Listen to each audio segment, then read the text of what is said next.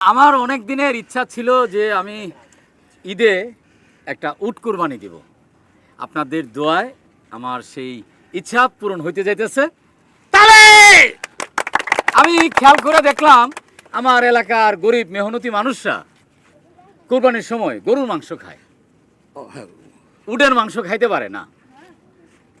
তো আমার ইচ্ছা ছিল যে এইবার যেন আমি এই গরিব মেহনতি মানুষের কাছে 2 টুকরা উটের মাংস তুলে দিতে পারি। তাহলে আপনারা আমার জন্য দোয়া করবেন। আগামী কুরবানির ঈদে আমি একটা না, ইনশাল্লাহ 3টা উট কুরবানি দেব। এবং এইবার যদি আমি 1 টুকরা করে আপনাদেরকে দেই, আগামী কুরবানির ঈদে আমি 3 টুকরা করে দিব।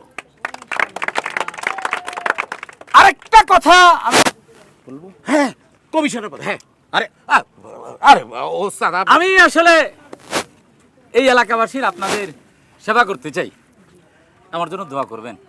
কমিশনার পদে দেখতে চায় জন্টু ভাইকে। কমিশনার পদে দেখতে চায় কাকে?